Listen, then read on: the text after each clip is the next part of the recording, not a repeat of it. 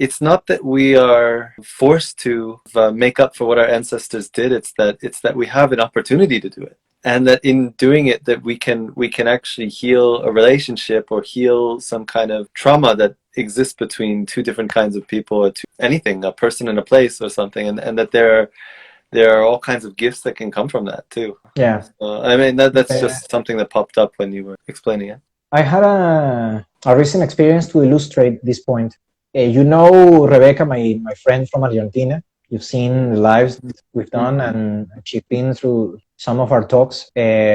She had a very powerful experience with a tarot deck that she received from a friend. She was given this tarot deck in the friend's birthday.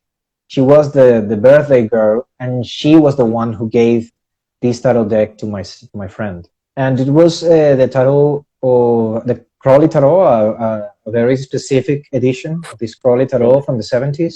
I felt immediately that it was very powerful, and it was connected to, well, it is connected still to its previous owner, a woman, a very powerful channeler, whom I immediately felt had some serious traumatic life, extremely traumatic. And it was all in the tarot. I was feeling it already, but the one who really revealed it was a guy she met who had very profound practices, but it was very confusing for him. It was, I don't know, it was one of these guys who are shady, and he wanted the tarot for himself, and he tried to conceal it as best he could, but he only kept revealing this information, that this tarot was dangerous, that the tarot was connected to dense energy and stuff like that. And I didn't feel that from the tarot, and neither did she. We realized he just wanted the tarot for himself because he realized how powerful a tool he was. Then we started investigating this tarot and researching through visions, through meditations, through breath work and stuff like that. There was a point in which an ancestral relationship was revealed. A woman in Africa had a very close contact with this woman who the tarot and saved her life, essentially. And I felt it so clearly, man. I even saw them in Africa. And these two women created a bond, but also realized that they had this bond for a long time. It was actually the African woman who told her, we've met each other many lifetimes. For many lifetimes we've met each other, and this is a time in which we healed this. And they actually held many rituals and did many practices together until their deaths. They loved each other as friends for their entire lifetimes. And they actually healed a lot of ancestral stuff for each other, completely in awareness, completely consciously. And it was all connected to the tarot deck. It was really amazing to see that. Whatever skepticism this might cause, the reason I am so sure about these things is because I've used this information, this intuitive information, for years, and it works. There's no better word to put it in. It works. Well, speaking of skepticism, though, like the way I approach this is like, I don't know how literal any of it is. It's hard for me to take it 100% literally sometimes because it seems very far out, and I haven't had these experiences to the same degree. Although I have had some pretty incredible experiences, but it always makes sense metaphorically, though. Like when you really receive these things in a kind of peaceful state, it just makes sense in a way. For someone who's very skeptical of it, I don't think they have to take it 100% literally. I mean, I don't know how you feel about that, but like some of the things that you say, for example, it's things that are still quite outside of my own experience. It's a little easier for me to believe you because I feel like you're a skeptic yourself.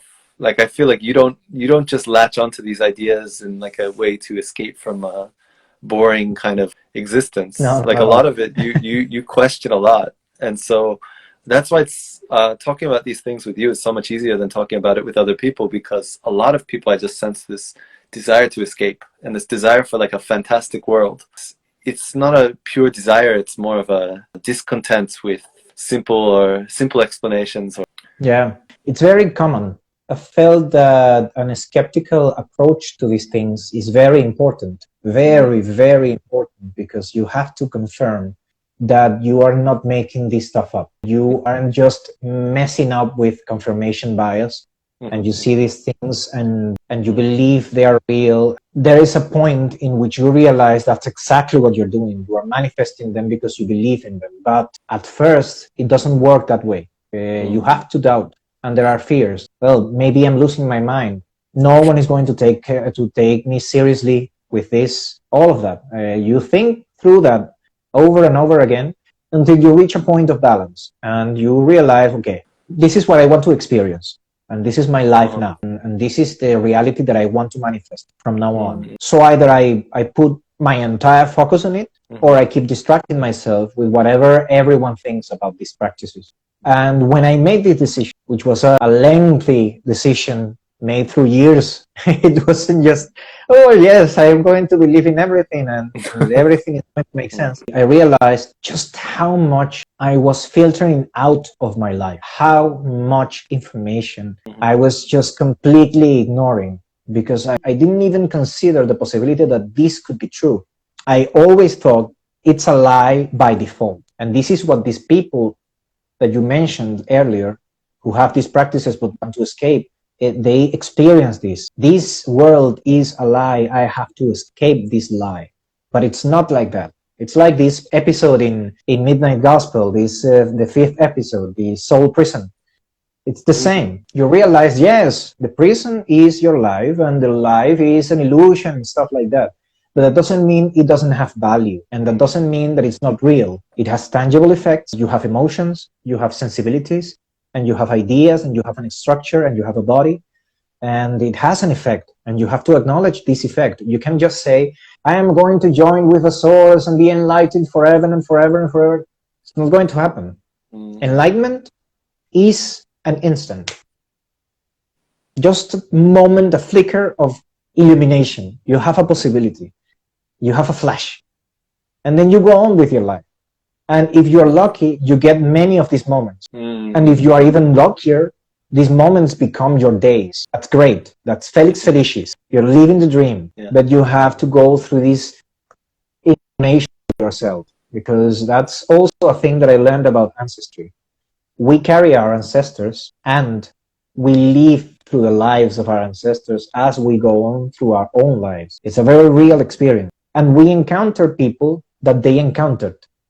The same energy. That's so hard for me, because I have no way to confirm that except for what these kind of magical things that like you have to trust, right? You have to trust. You have to trust. I guess I haven't. I mentioned one that happened the other day. It's not really clear in my mind right now, so I'm not going to go over it. But you know, when I said that during the whole Corona thing, I saw this kind of thing a little bit, but it's still very foggy for me. It's not something that I feel comfortable really going deep into. But you know, when it comes, it comes. You know, I feel like so far a lot of things have started out very kind of questionable for me, but just through ridiculous experiences, like manifesting kind of buildings or something, like just experiences like that. Through the experience, though, through the actual experience, where it's just you see something that you want to doubt because it just seems so magical, and the first time saying, okay, that might just be a coincidence, and then seeing it again and then again, and it's like, okay, there's something here. I think that's kind of how I've come to this place of faith, I guess you'd say, or like understanding, or letting go of that skepticism for certain things. Yeah, as far as the ancestry, I would still like to learn more from you about, try to see how it unfolds for me, you know? Yeah, with this friend I told you about, Rebecca, we do a ritual or a meditation or a reading every full moon, our new moon, and sometimes in other special events, for example, certain conjunctions with planets and stuff. We always try to mark them with a ritual or a conversation or a reading or something of the sort. And they have been amazing. We mark them with these rituals and these meditations or conversations or readings, whatever flows. And a very specific experience that we had last year, I wanted to try something new. I wanted to try whether you can meditate with a cell phone in your hand, like actively using your cell phone and meditating at the same time. And I realized that we could. I was completely focused. And what I was doing was telling her live what I was feeling and the things that I was seeing. It was an extremely powerful experience. Explaining. I was just texting her, and I was breathing and feeling all of these things, just like usually in meditation and usually in visualization. Oh, She was in Argentina, and I was oh, okay. telling her all of these things, and she was doing the same thing. She was telling me what she was going through, and she had visualizations too, and she had this very important set of revelations. And at some point, I realized we've known each other for many eons, from before Atlantis was built, very long time ago. And I started just downloading this information and started telling her, I feel this and I see this, and you accompanied me through the jungle, and we made friends immediately, and we realized that we were allies. I told her that she had told me the way of the jungle, languages of birds and animals, and the way of plants and colors of plants. The first thing that I told her about was not to be afraid of blood, because I was a hunter back then. Something opened up, and I started just getting all of this information, and I was telling her, we've always met. In all of our reincarnations, we've met. And sometimes we've just touched each other and parted ways. But most of the times, we shared something. And in some of these occasions, I feel that we were opposed, that we were enemies. Then I felt so much anguish. I remember when I received this information, it was, wow, this is too much. Because I felt that on every instance of our reincarnations in which we were enemies, we caused untold destruction. So I told her, we can never be enemies again. Because we have caused enormous damage when we face each other. We have to work together. And we've done that very effectively through the many millennia that we've met. And then she had experiences with her ancestry. And then I had other experiences with my ancestry individually. And then I had experiences with the ancestry of other people. And then it got real.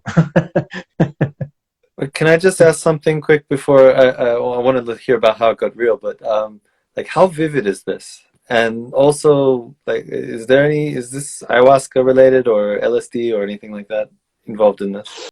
And not really, but I should say that consuming these substances obviously opens a channel for you. When you experience a trip with ayahuasca or LSD, you don't know what you're going to experience, right? And when you get there, you realize, wow, this is a whole level of reality that I didn't know anything about. It's completely alien to me. And at the same time, so familiar. This is confirming so much. And this is why it works, because you already have this information in you. You have DMT in your pineal gland, and your whole body has medicine. The plant immediately activates the process that is within you. Yeah, it changes you. It changes you completely. I couldn't have gotten to this level if I hadn't gone to all of these ceremonies before. All of them broke a limit, all of them. And also other practices. It's not just the medicines. Also other practices which have broken limits. And yeah, they are involved, but not directly. We weren't consuming that night, and we weren't on anything but cannabis. As for the vivid part, this can be very vivid experiences. Very vivid indeed. You can experience it through dreams, of course, but visualization can be very vivid as well. At a point, you can even reach sensible, tactile perception with your skin. You can feel the air, you can feel the wind, you can feel if you're seeing snow or you're seeing rain, you can feel it falling on you. You can experience the smell as well. At some point, you can experience entire conversations and remember those conversations later on. I can't imagine. I guess I should be proud to have come this far without any of those substances. Yeah, you should be. But it's hard to imagine being able to experience something like that. I did have one experience with a brownie once, which definitely opened up doors. Still something those are doors that haven't been opened yet. And that in itself requires sacrifice. Not only because going to a ceremony involves a very physical experience, but also because, wow, you have to let go of something when you go there. You have to let go of a perspective or a way of being, a series of ideas, a setup of your mind. You have to let it go. And the experience itself forces that upon you. It's not, you can't say no. You have a choice. You can either apply the information that you get from the experience, or you can refuse it and just keep experiencing the same thing over and over again in medicine. I know a lot of medicine practitioners. I haven't met the first one who hasn't gotten enamored with this practice. They fall in love with the experience itself. It's a form of addiction because they can stop going to ceremonies and they can stop consuming the if they choose to, but they don't choose to. They keep going to ceremonies and they keep drinking and they keep smoking and they keep. And when you see them in a kind of private setting, you realize this has manifested a bunch of issues in their lives. As an observer, I've just been to their homes and just listened to them. The great gift of silence is beautiful. And I've seen this thing. They develop a certain dependency on the experience itself, and they don't implement the teachings enough in their lives. They tend to put the weight of the healing on the substance. And I think that's what we do regularly. We put the healing on external things. I need to eat so I can feel good. I need to drink so I can let go of this girl. I need to go surf because I'm feeling so stressed out. And then it's not about you. It's about the activity or the product or the food or the substance that you're consuming. When do you get to live, right? When do you get to live? Because you are living in this dream world that you have woven entirely out of experiences that should allow you to live more reality. What we were talking earlier, this escapism of your mind, of your body. You don't want to feel present. You want to feel somewhere else. And when you go to an ayahuasca ceremony or a yoga ceremony, the next day is awesome.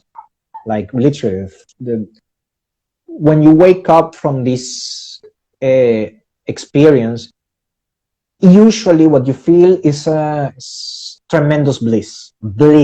Like, wow, everything is connected. We are so cool. And humanity is all of us. And we are brothers and sisters. And we are going to heal the world. And I'm healed.